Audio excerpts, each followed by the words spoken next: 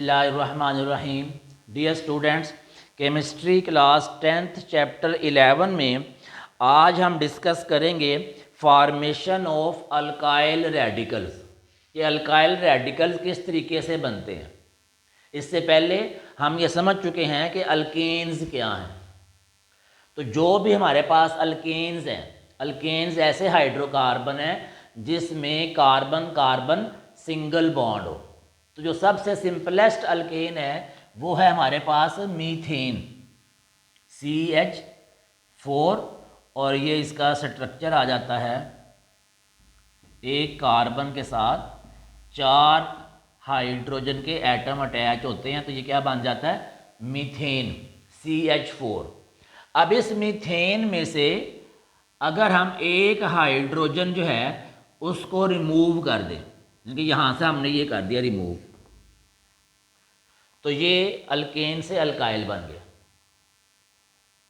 अगर हमारे पास है इथेन C2H5, इनके 2 कार्बन है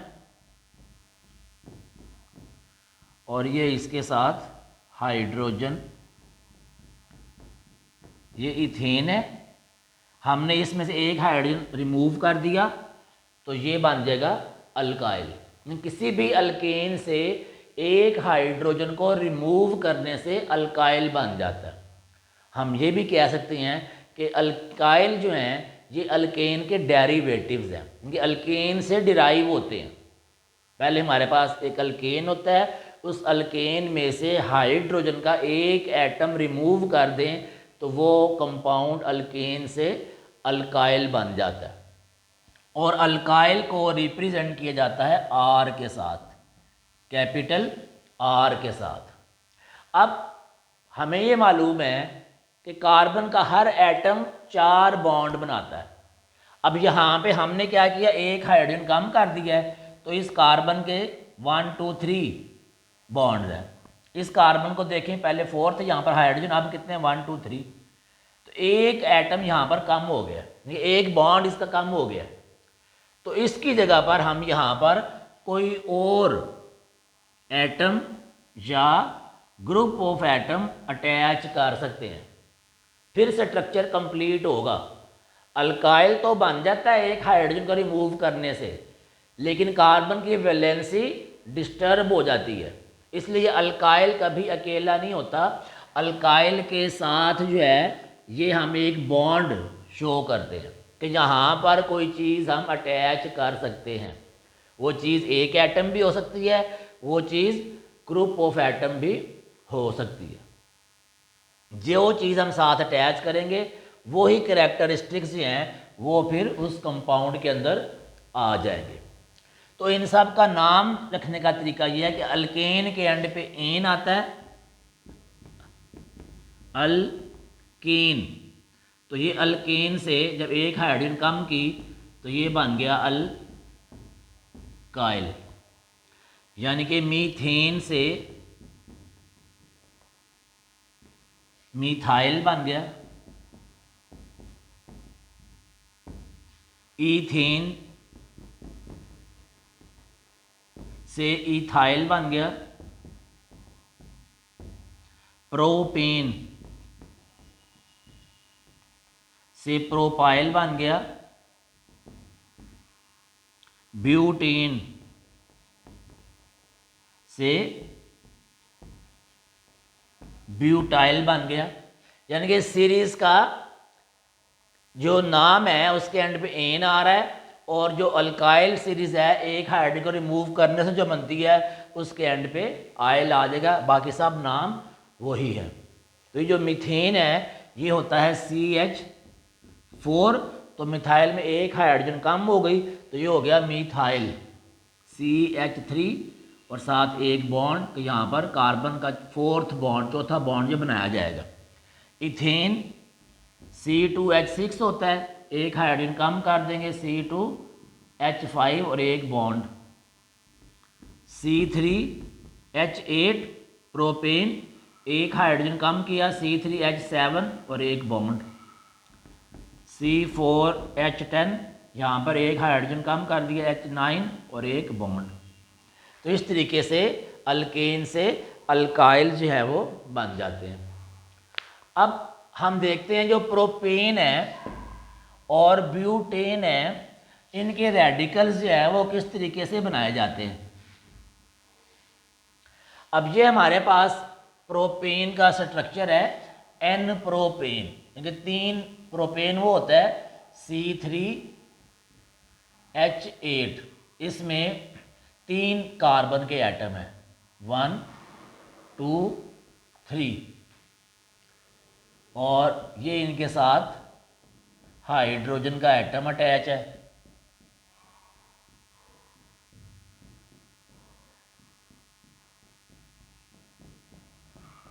इसको हम कहते हैं एन प्रोपेन। इसको हम कंडेंस फार्मूला की फॉर्म में लिखना चाहें तो हम ऐसे लिख सकते हैं CH3, इस कार्बन के साथ 2 हाइड्रोजन, एक टॉप और एक बॉटम, CH2, और इस कार्बन के साथ 3 हाइड्रोजन के एटम है CH3। ये है हमारे पास एन प्रोपेन। अब इस प्रोपेन से हमने अल्काइल बनाना है, यानी कि एक हाइड्रोजन के एटम को रिमूव करना है तो अल्काइल बन जाएगा।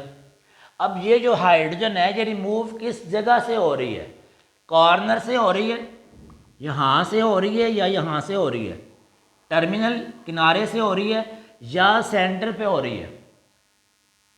इस बेस पर इसके 2 रेडिकल जो है ना वो बन जाते हैं। अगर हम टर्मिनल हाइड्रोजन रिमूव करें, यानी कि यहाँ से एक H कम किया, हमने यहाँ से नहीं किया, सेंटर से, टर्मिनल किनारे से किया, तो ये CH3 CH2 और ये क्या था CH3।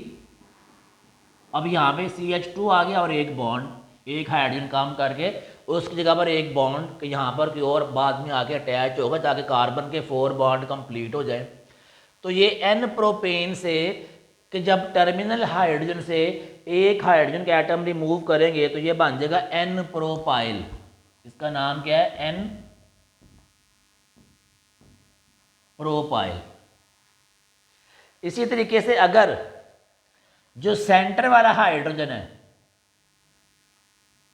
यहां से एक हाइड्रोजन कम करते हैं CH2, अब हमने CH लिख लिया और एक बॉन्ड और आगे CH3, तो ये बन जाएगा आइसोप्रोपाइल।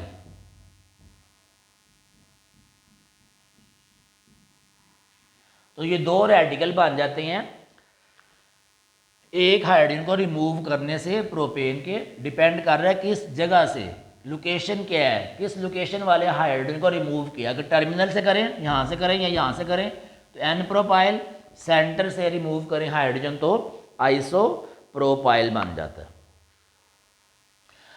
अब देखते हैं हम ब्यूटेन। अब ब्यूटेन जो है इसके 2 आइसोमर्स होते हैं। प्रोपेन का तो एक ही स्ट्रक्चर होता है स्ट्रेट चेन, लेकिन जो ब्यूटेन है, ब्यूटेन के पहले ही अपने 2 आइसोमर्स होते हैं। हम दोनों आइसोमर्स के रेडिकल्स जो हैं वो बना के देखते हैं। तो ब्यूटेन एक तो है एन ब्यूटेन, ब्यूटेन का फार्मूला C4H10, ये ब्यूटेन।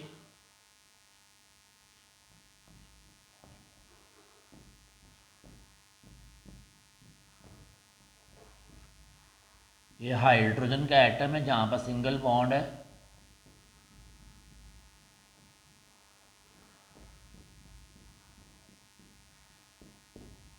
अब इसे कंडेंस फार्मूला की फॉर्म में लिखें तो ये क्या हो जाएगा CH3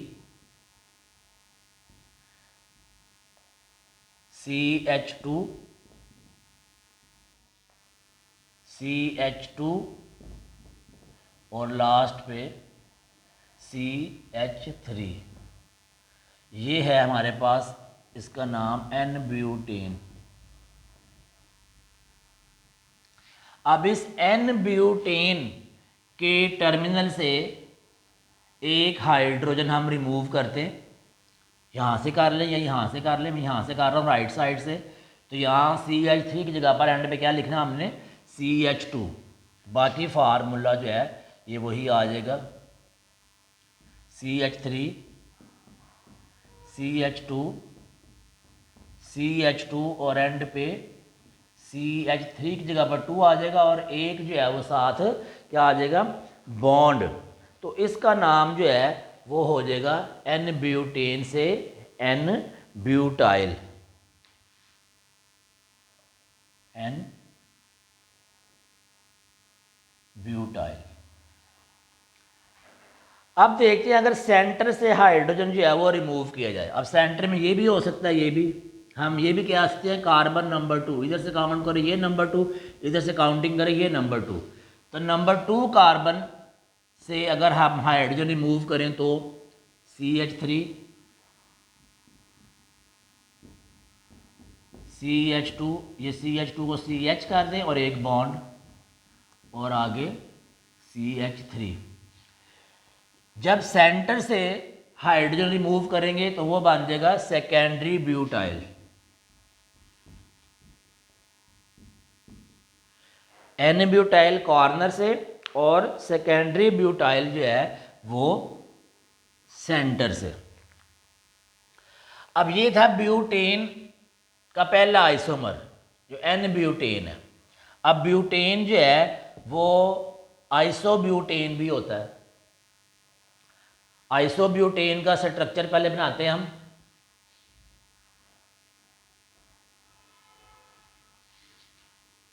और फिर उसके रेडिकल चेक करते हैं कि वो किस तरीके से बनते हैं।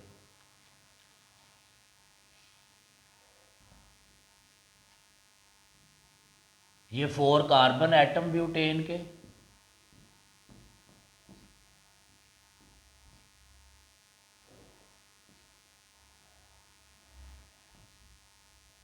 इसको आप यहां पर भी बना सकते हैं।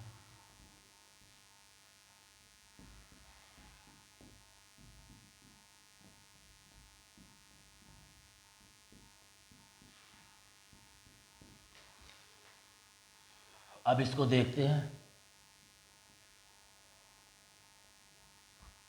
ये क्या है, CH3, ये भी CH3, ये भी CH3 और ये CH, यानी कि सेंटर में क्या है CH, इधर क्या है CH3, इधर क्या है CH3 और एक इधर क्या है CH3। ये है आइसोब्यूटेन।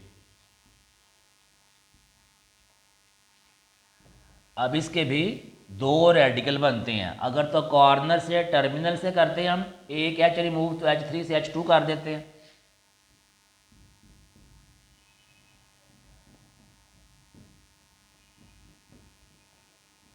CH2 और एक बॉन्ड। तो जब आइसोब्यूटेन के टर्मिनल से हम करेंगे तो इसका नाम हो जाएगा आइसोब्यूटाइल। आइसोब्यूटेन से क्या बन जाएगा, आइसोब्यूटाइल। और जब हम सेंटर से करते हैं, ये जो हाइड्रोजन इसको रिमूव करते हैं, ये CH को एक C कर देते हैं और एक साथ बॉन्ड CH3 CH3। अब ये सेंटर से हाइड्रोजन काम किया है तो इसका नाम हो जाएगा टर्शरी ब्यूटाइल, टर्शरी ब्यूटाइल। तो इस तरीके से आइसोब्यूटेन के भी 2 रेडिकल बन जाते हैं, N ब्यूटेन के भी 2 रेडिकल बन जाते हैं और जो प्रोपेन है N प्रोपेन उसके भी 2 रेडिकल बन जाते हैं। N प्रोपाइल जब टर्मिनल से हाइड्रोजन रिमूव करें और आइसोप्रोपाइल जब सेंटर से हाइड्रोजन रिमूव करें। इसी तरीके से जो हमारे पास है N ब्यूटेन, इसके टर्मिनल से हाइड्रोजन रिमूव करें तो उसका नाम है N ब्यूटाइल और सेंटर से रिमूव करें तो सेकेंडरी ब्यूटाइल। आइसोब्यूटेन के टर्मिनल से रिमूव करें तो नया नाम क्या आ जाएगा, आइसोब्यूटाइल। और अगर सेंटर से रिमूव करें तो उसका नाम हो जाएगा टर्शरी ब्यूटाइल। ये था हमारा आज का topic, formation of alkyl radicals. शुक्रिया।